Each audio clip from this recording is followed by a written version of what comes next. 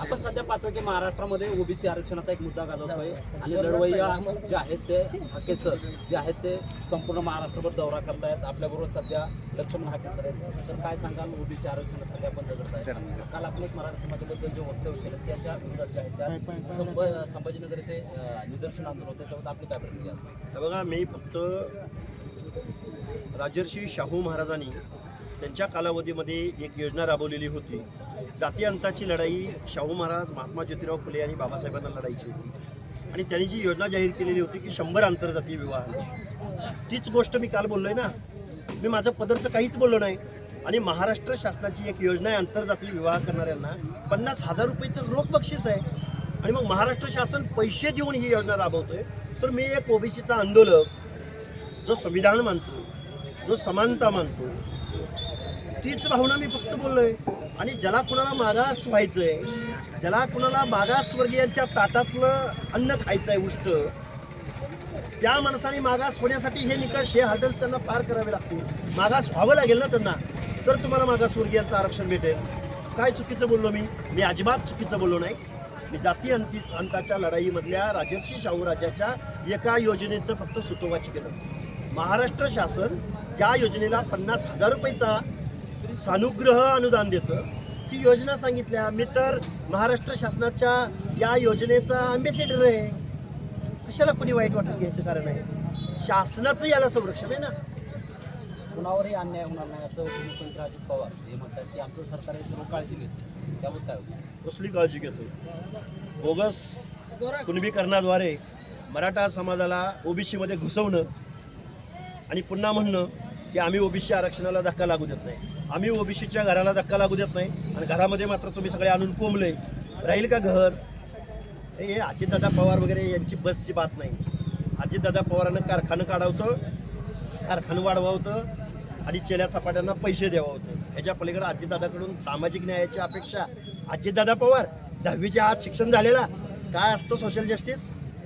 हे आम्ही बहुजन लोकांनी आजपर्यंत त्यांना आमचं लाख मोलाचं मत देऊन त्यांना आमदार, खासदार, मंत्री केलंय. हे आमची चूक आहे आणि ती चूक या महाराष्ट्रातला ओबीसी दुरुस्त करेल.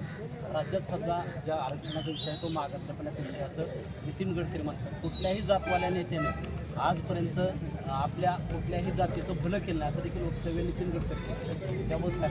हे इथल्या व्यवस्थेनं ते भलं होऊ दिलेलं नाही. डॉक्टर बाबासाहेब आंबेडकर म्हणाले होते की घटना मी लिहिली, सर्वसामान्य माणसाच्या हिताची लिहिली, पण ही घटना राबवणारी माणसं जर नादान निघाली तर या घटनेचा काहीही अर्थ नाही. हे बाबासाहेबांनी स्वतः सांगितलेलं होतं. आणि आज 75-80 वर्षानंतर आज तीच वेळ आली आपल्यावर. कारण कारखानदार एक विशिष्ट वर्गच आहे, आमदार, खासदार एक विशिष्ट वर्गच आहे. सर्वसामान्य माणूस मात्र आज जिल्ह्यात येत आहे. त्याला स्कॉलरशिपला पैसे मिळत नाहीत, त्याच्या लेकरा बाळांना शिक्षणासाठी वसतिगृह मिळत नाही. पण हे कारखानदार आणि जातीचं भलं, अरे तुम्ही जातीकडे येऊच दिलं नाही ना. नितीन गडकरी साहेब, तुमच्या एका रस्त्याचं बजेट आणि महाराष्ट्रातल्या अर्ध्याहून जास्त लोकसंख्येच्या पोरांची स्कॉलरशिप अथवा वसतिगृह, बरोबर आहेत ना. तुम्ही आजपर्यंत 80 वर्ष झालं या देशाला स्वातंत्र्य मिळून, अमृत महोत्सव तुम्ही साजरा करताय.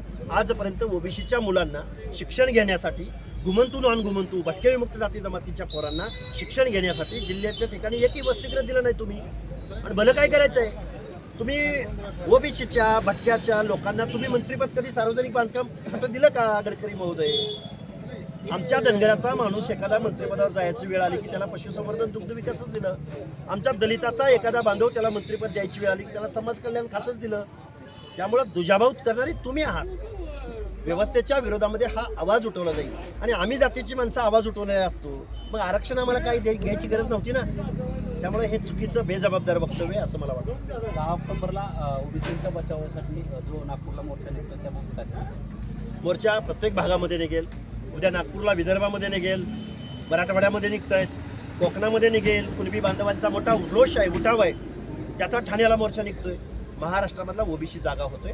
18 पगड जाती एकत्रित येत आहे आणि आपलं जे आरक्षण गेलंय ते शासनाला जाब विचारायला ही सगळी मंडळी रस्त्यावर आहे. लातूर जिल्ह्यातील एका जे आहे दादगा गावातील महादेव कोळी जातीसाठी एका वडिलांना टोकाचं पाऊल उचलले. हे बघा, गेल्या 6-7 महिन्यापासून तो महादेव कोळी जातीचा मुलगा माणूस गेल्या 6-7 महिन्यापासून जातीचं प्रमाणपत्र काढण्यासाठी धडपडतो, पण त्याला हे अजितदादा पवार, हे मुख्यमंत्री महोदय, हे एकनाथ शिंदे महोदय, अरे तुम्ही राज्यकर्ती जमात असलेल्या मराठा समाजाचं कास्ट सर्टिफिकेट मिळावं म्हणून जी आर काढताय, लाज वाटते तुमची आम्हाला.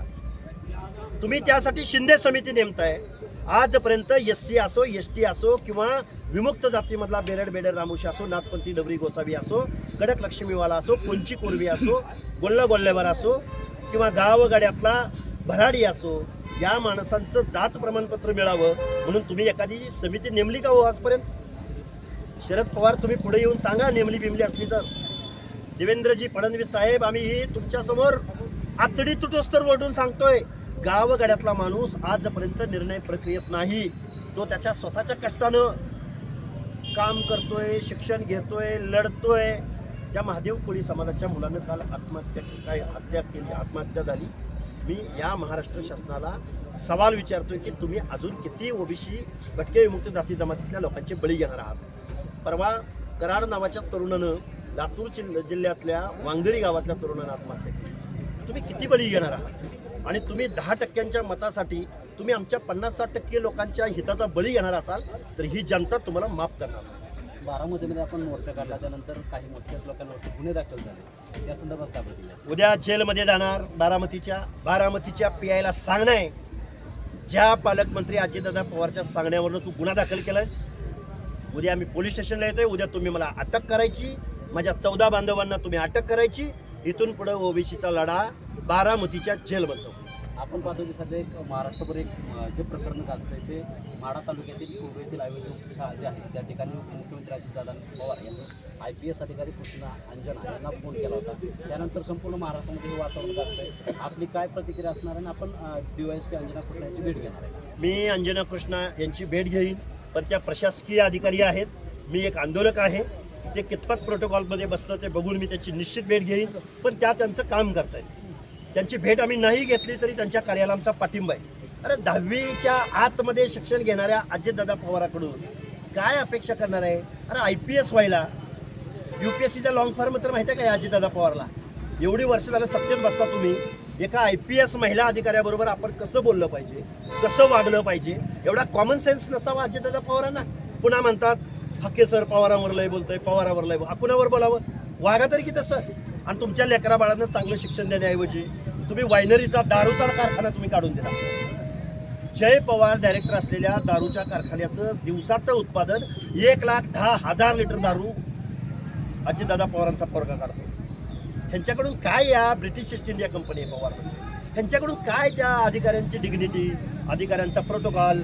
एक महिला अधिकारी, कोणी चुनचुनीत मुलगी जी UPSC सारखी भारत देशातली सर्वात अवघड परीक्षा पास होऊन ती IPS बनते आणि तिला तुम्ही दम देताय, आणि तेही आमच्या मताच्या जोरावर. हे उपमुख्यमंत्री पदावर बसण्याच्या लायक नाही. बेशरम लोक आहेत हे. यांनी लाज, आबरू, संविधान, कायदा, कानून हे सगळं खुंटीला टांगलेलं आहे. त्यामुळे ह्यांच्याकडून जास्त अपेक्षा नाही. काय मागणी काय असणार याच्यावर? आमची मागणी वंदना कृष्णांची भेट घ्यायची वेळ आली, भेट घ्यायची आवश्यकताही नाही, कारण त्या त्यांचं काम करतायत. त्यांच्या कामाला आमचा सपोर्ट राहील. नक्कीच आपण पाहतो की या ठिकाणी लक्ष्मण हाके सरांनी OBC आरक्षण असेल तसंच इतर जे प्रतिक्रिया आहेत त्यावेळी दिलेल्या आहेत. तसेच IPS अंजना कृष्णा यांची देखील वेळ आल्यानंतर आम्ही त्या विषयावरती भेट घेऊ अशी जी आहे ती प्रतिक्रिया यावेळी दिलेल्या आहे. शीतलकुमार मोठे, TV9 मराठी, जुनोनी, सांगोला. आणखी कोण बोलणार? कोण आहे? कोण बोलणार आहे? पुढे या, पुढे या. अरविंद बोला. एक श्रीराम पुढे. हाके सरांच्यावरती गुन्हा दाखल झालाय, करायचंय. जरा एक 1-1.5 मिनिटाच्या बाईट्स हँडल्स करा सगळ्यांची. मी नाही तुमच्या मुलाखती लागणार आहे. ते गुन्हा दाखल झालाय आणि त्याचा महाराष्ट्रातून निश्चित होतं. OBC आरक्षण हे आमच्या हक्कात, रेकॉर्डिंग नाही आमच्या हक्काचं आहे. आणि आम्ही सांगायचं गावठी भाषेत, तुमच्या भाषेत, लय सुशिक्षित भाषेत सगळ्यांनी सांगायचं. काय बोलायचं?